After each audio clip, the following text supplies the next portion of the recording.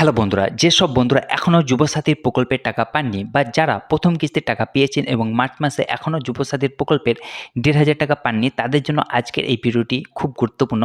কারণ আজকের এই ভিডিওটিতে আমি আপনাদের জানাবো যে আপনারা কেন এখনও অবধি যুবসাথীর প্রকল্পের টাকা পাননি এবং এই টাকা পাওয়ার জন্য আপনাদের কী করতে হবে, কোথায় যেতে হবে এবং কত তারিখের মধ্যে আপনারা যুবসাথী প্রকল্পের টাকা পাবেন। তো আপনাদের রিকোয়েস্ট করব ভিডিওটি স্কিপ না করে পুরোটাই দেখার জন্য। আর আপনারা যদি এই চ্যানেলে নতুন হয়ে থাকেন তো চ্যানেলটিকে অবশ্যই সাবস্ক্রাইব করবেন আর ভিডিওটিকে লাইক করে বন্ধুদের মাঝে শেয়ার করবেন। তো বন্ধুরা, দেরি না করে চলুন শুরু করা যাক।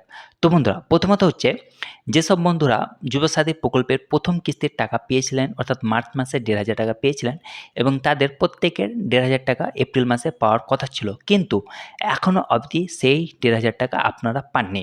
তো আপনারা টাকা কেন পাননি? প্রথমত, যেসব যুবসাথী প্রকল্পের আবেদনকারী ব্যক্তি রয়েছেন, যদি আপনি যে ব্যাঙ্ক অ্যাকাউন্টটি যুবসাথী ফর্ম ফিল আপের সময় দিয়েছিলেন, সেই ব্যাঙ্ক অ্যাকাউন্টটি যদি এখনও ডিবিটি লিঙ্ক না করা থাকে, তো আপনি যত সম্ভব ডিবিটি লিঙ্ক করিয়ে নিয়ে নিন ইমিডিয়েটলি। কারণ ডিবিটি লিঙ্ক না হলে কিন্তু আপনি সরকারি প্রকল্পের কোনো টাকা কিন্তু পাবেন না। হতে পারে ১-২ বার পাবেন, তারপর পরের বার আপনার প্রবলেম হবে। তো যতদূর সম্ভব আপনি ব্যাংকে গিয়ে আপনার ডিপিটিটি লিঙ্ক করিয়ে নিন।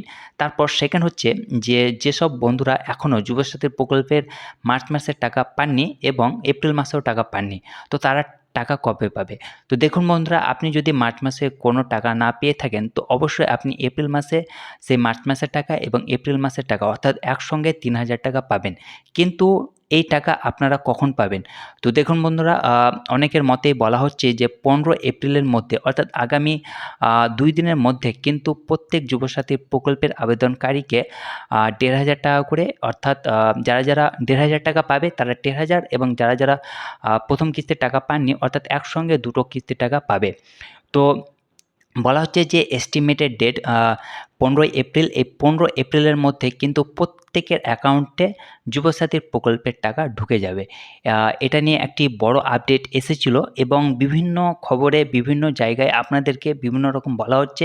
সেটা নিয়ে আপনারা কোনো রকমভাবে নেগেটিভ হবেন না। কারণ ২০২৬-এর এপ্রিল মাস হচ্ছে ফাইন্যান্সিয়াল ইয়ারের স্ট্যাটিক মান্থ।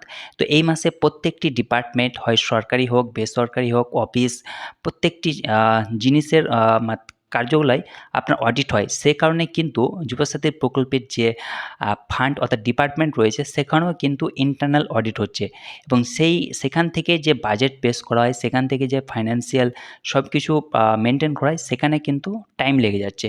তো সেই কারণে কিন্তু এখনও যুবসাথী প্রকল্পের এপ্রিল মাসে টাকা কেউ পায়নি। কিছু সংখ্যক পেয়েছে এবং যারা পেয়েছে তারা হতে পারে কোনো বাড়ি টাকা পায়নি অর্থাৎ মার্চ মাসে টাকা পায়নি, এপ্রিলে পেয়েছে। তো আপনারা যারা এপ্রিলে টাকা পাননি, মার্চ মাসে পেয়েছেন, এপ্রিলে অবশ্যই পেয়ে যাবেন। আর যারা মার্চ মাসে টাকা পাননি, এপ্রিলেও পাননি, তারাও কিন্তু পেয়ে যাবেন। তো বন্ধুরা, এই হচ্ছে একটি বিস্তারিত আপডেট যুবসাথী প্রকল্পে নিয়ে। যদি ভিডিওটি ভালো লেগে থাকে ভিডিওটিকে লাইক করবেন, বন্ধুদের মাঝে শেয়ার করবেন আর চ্যানেলটিকে অবশ্যই সাবস্ক্রাইব করবেন। ভালো থাকুন, সুস্থ থাকুন, ধন্যবাদ।